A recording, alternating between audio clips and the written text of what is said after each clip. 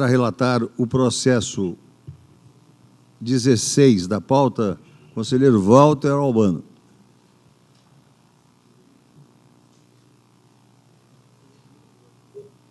Especial, irregularidades na prestação de contas no termo de concessão. Senhor presidente, trata o processo de tomada de contas ordinária instaurada por iniciativa do relator das contas anuais de gestão da Secretaria de Estado de Infraestrutura e Logística de Mato Grosso, exercício 2010, em razão do descumprimento do prazo para abertura de tomada de conta especial, determinada no Acordo 4157/2011 para apurar supostas irregularidades no contrato 42/2010, firmado entre o órgão e a empresa Mônaco Diesel Caminhões e Ônibus Limitada. Nos relatórios técnicos, preliminar e complementar, a equipe técnica apontou 3 irregularidades de natureza grave, decorrente de descumprimento do prazo, 120 dias para abertura de tomada de conta especial, superfaturamento advindo do não abatimento do ICMS, superfaturamento na aquisição de micro-ônibus com preço acima do praticado pela administração pública. Em síntese, os responsáveis sustentaram a ocorrência da prescrição da pretensão punitiva e, no mérito, argumentaram que a equipe técnica não utilizou a metodologia adequada para o apontamento da irregularidade de superfaturamento. No relatório técnico de análise de defesa, a SESEX manifestou-se pela manutenção da primeira irregularidade, que trata de não cumprimento de prazo para instauração da tomada de conta especial, e pelo afastamento das demais.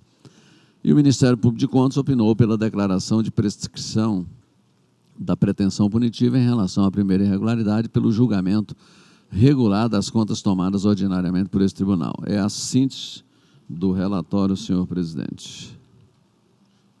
Senhor presidente, apenas para declarar meu impedimento nesse processo. Sim.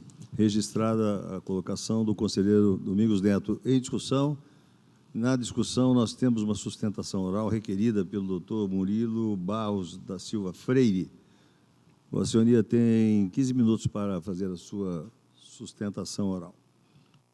Excelentíssimo conselheiro José Carlos Novelli, presidente do Tribunal de Contas do Estado de Mato Grosso, excelentíssimo conselheiro Walter Albano da Silva, em nome de quem cumprimento a todos os integrantes deste órgão colegiado, excelentíssimo procurador-geral do Ministério Público de Contas, doutor Alisson Carvalho de Alencar, colegas advogados, advogadas, servidores do tribunal. Como bem explicitado pelo conselheiro relator, trata-se de tomada de contas ordinária, instaurada por ocasião do julgamento das contas anuais de gestão, exercício 2010, Acórdão 4157, da então Secretaria de Transporte e Pavimentação Urbana, SETPO, hoje SINFRA.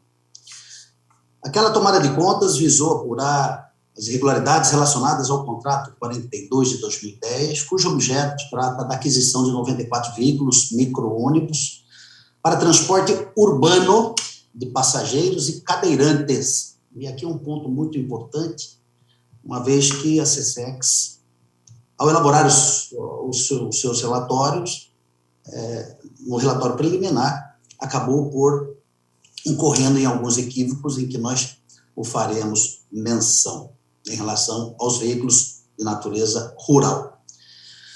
E esta tomada de contas visava, e visa a apuração da quantificação do pseudo-dano gerado ao erário, bem como apontar descumprimento de determinação deste tribunal em razão do atraso na sua instauração pelo gestor responsável à época, que não é objeto de nossa defesa, em razão da sua natureza, ser eminentemente administrativa. Ocorre, excelências, que o relatório preliminar apontou 2 irregularidades de fato, sendo que a primeira de natureza administrativa e a segunda relacionada a um pseudo-superfaturamento, que inicialmente foi apontado no valor de R$2.021.000 na aquisição desses veículos, 94 veículos tipo micro-ônibus.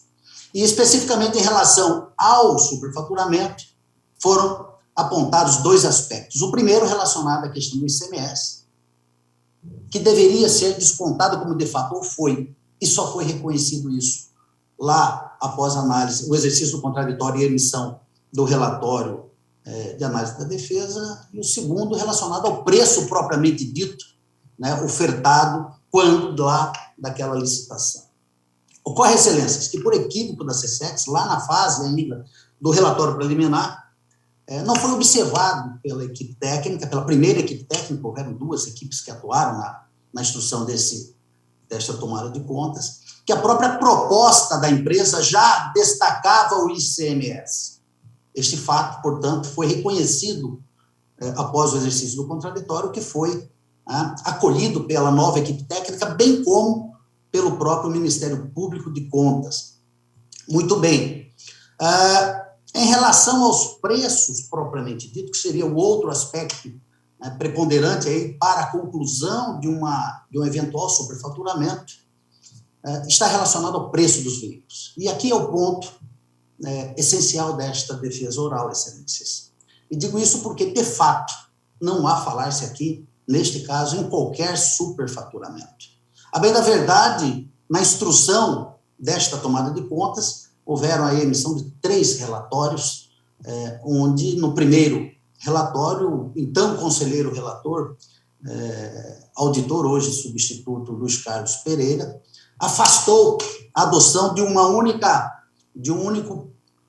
referência comparativa, determinando ampliação de pesquisa de mercado para conferir segurança jurídica naquelas informações de superfaturamento. A CSEX não localizou, e num relatório complementar, uma nova equipe da CSEX, agora, ampliando a sua base de pesquisa, localizou uma ata de registro de preço da União Federal, da Fundação Nacional, do FNDE, Fundação Nacional da Educação, e a partir desta análise comparativa, excelências, iniciou-se todo um raciocínio para testar que ali efetivamente haveria o tal superfaturamento. Ocorre, excelências, que tanto a CSEX, quando, após o relatório complementar, mas após o contraditório, lá na emissão do relatório da análise de defesa, acabou por afastar também a existência deste superfaturamento, na medida em que a comparação que foi realizada, ela adotou-se ali um procedimento absolutamente equivocado. O FNDE, ou seja, a União Federal, naquela ocasião, adquiriu, excelências, 4.000 veículos, enquanto a Cinfra, a CETIC, o Estado do Mato Grosso, 94.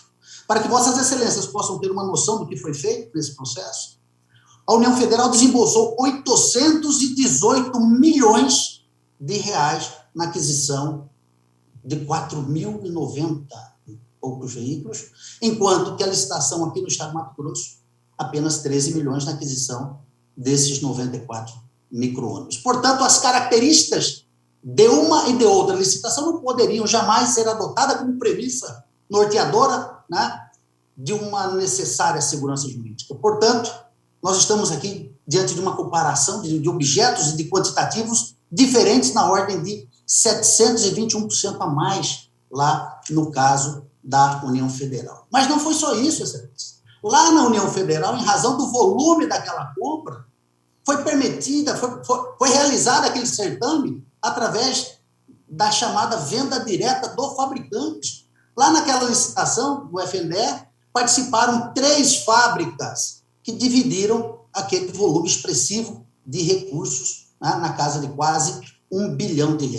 É diferente aqui no Estado do Mato Grosso, onde as empresas que participaram do certame são revendedoras, regionais, custo, frete, transporte, administrativo, comercial, operação da própria empresa revendedora. Portanto, não se pode comparar coisas desiguais, para fim de apontar aqui a necessária, a verdade real, que é um elemento indispensável aqui para o juízo de convencimento de vossas excelências.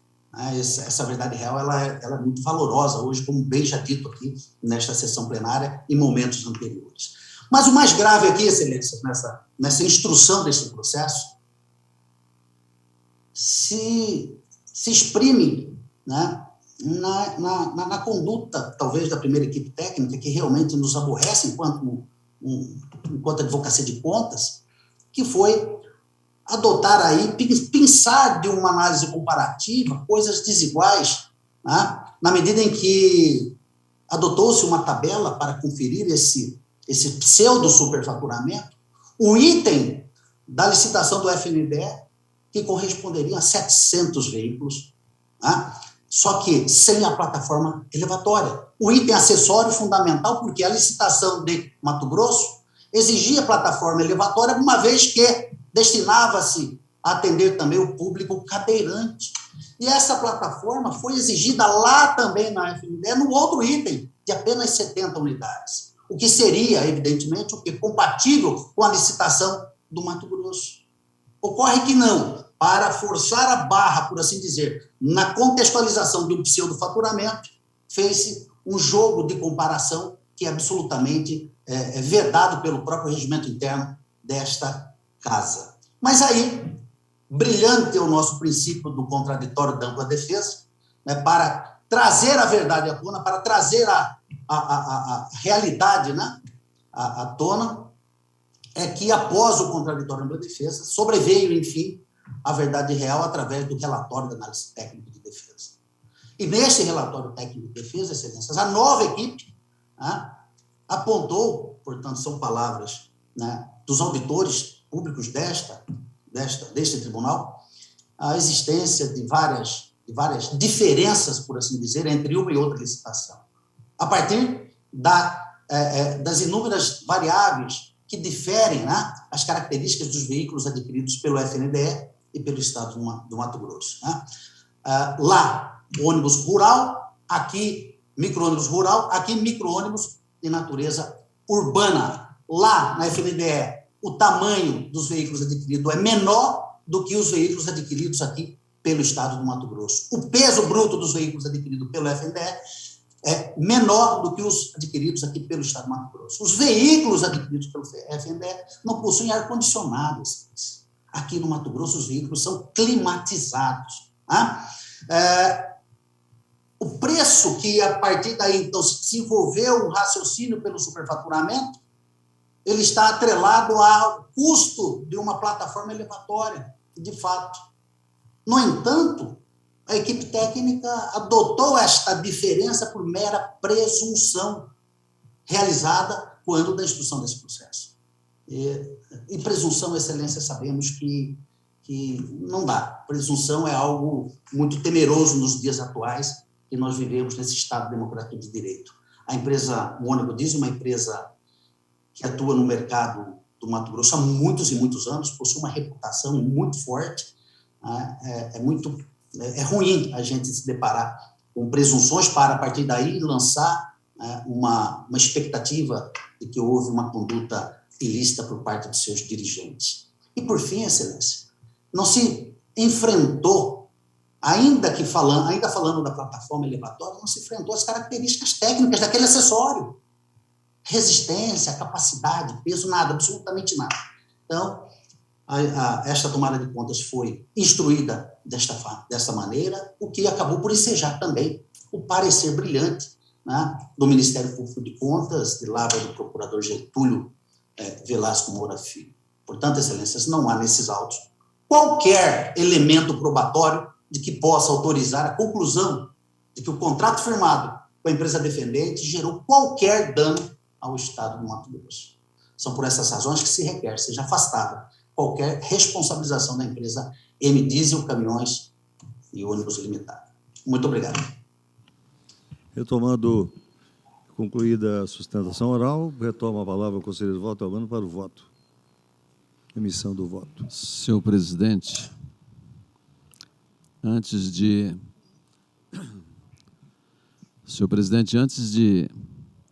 trazer a síntese do voto, eu quero dizer que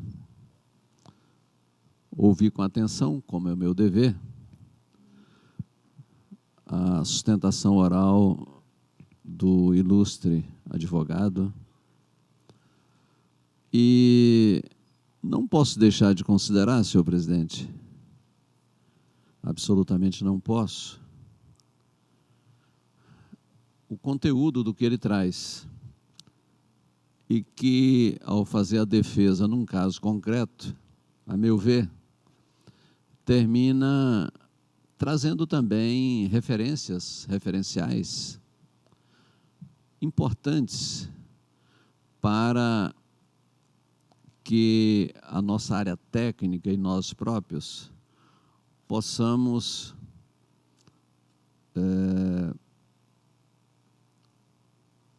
ter o devido cuidado ao analisar cada caso. Eu havia dito aqui, doutor Murilo, há algum tempo, que quando se trata de tabela de preços, num Brasilzão como o nosso, num Mato Grossozão como o nosso, com essa diversidade, nós precisamos ter extremo cuidado. Eu vou citar o que citei sempre, bem rapidamente, eu tomo o tempo do plenário, mas acho que é importante como substância técnica.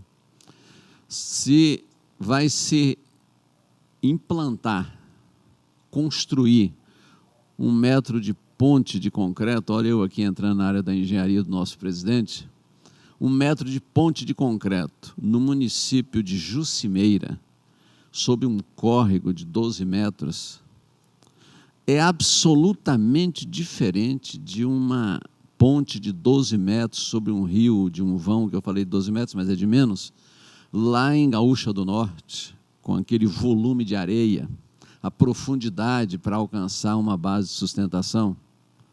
Eu fui administrador, né, nessa área, eu sei como é. Então, é muito diferente.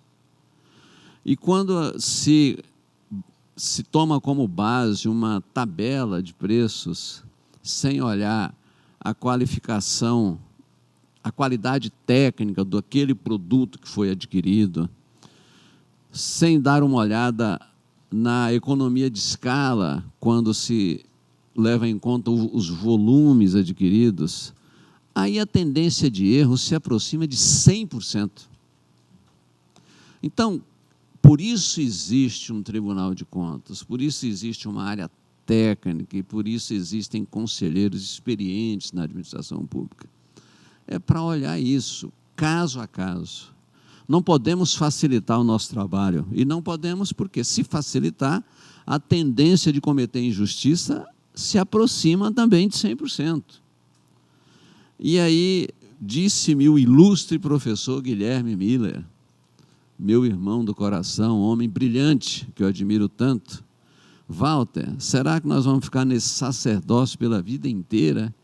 E eu falei, olha, vai ser só até quando eu morrer, porque eu não vou nunca admitir cometer injustiça.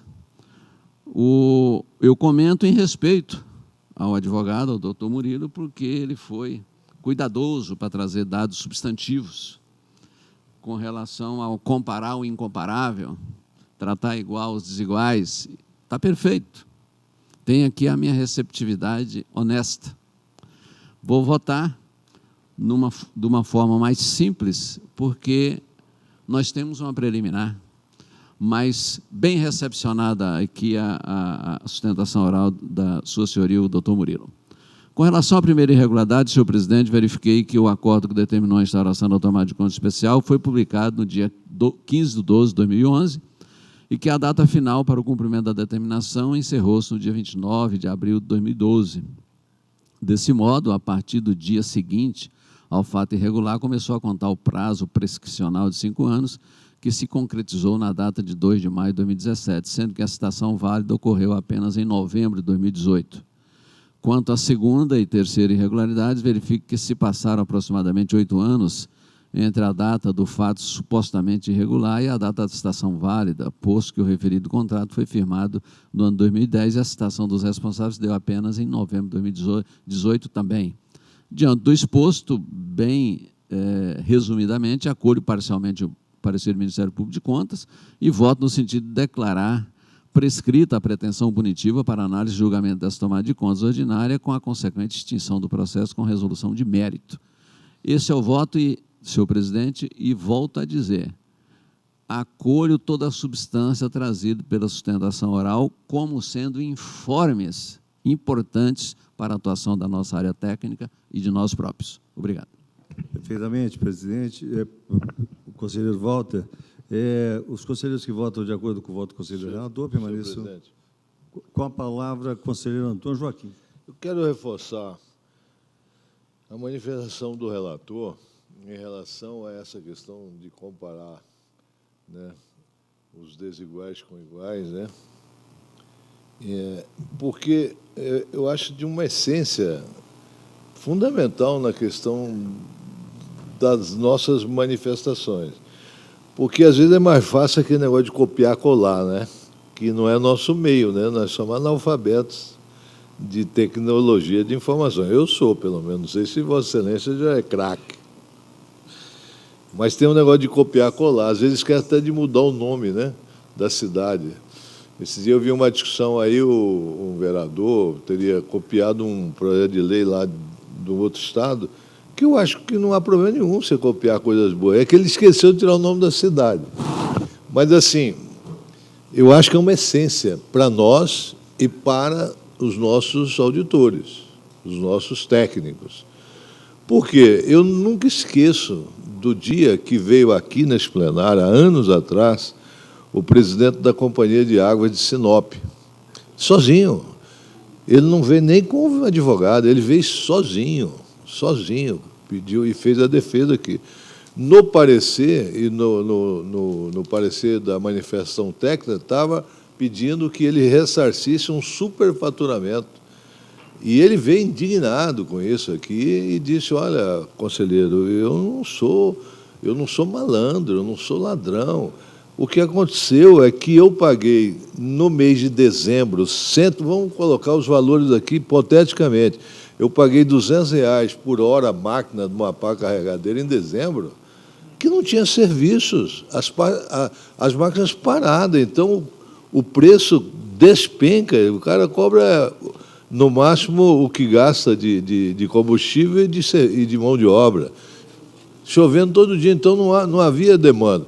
Quando foi em maio, junho, o preço da hora foi para 400, sei lá, daí o técnico disse que foi um superfaturamento. Ele veio aqui, fez uma defesa indignada, absolutamente correta, e eu votei, claro, e todo o plenário votou, dando razão a ele. Porque é um exemplo bem assim, forte do que nós estamos falando.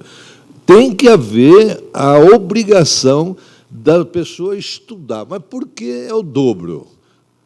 Tem que ter um motivo, não é que já está caracterizada a fraude, o superfaturamento. E a auditoria é para isso. Exatamente, exatamente. É isso que Vossa Excelência é preciso nessas horas. A auditoria é outra coisa, só apenas a fiscalização, tem diferença, né? Então, eu reitero que a importância do que foi dito aqui neste momento. Os conselheiros que votam de acordo com o conselheiro Walter Albano, permanece como estão, aprovado por unanimidade, processo 21.080, dígito 3 de 2013, relator conselheiro Walter Albano, acordo número 33 de 2022, por videoconferência, resumo, Secretaria de Estado de Infraestrutura e Logística, tomada de contas ordinária instaurada em cumprimento à determinação contida no acordo número 4.157 de 2011, declaração da prescrição da pretensão punitiva,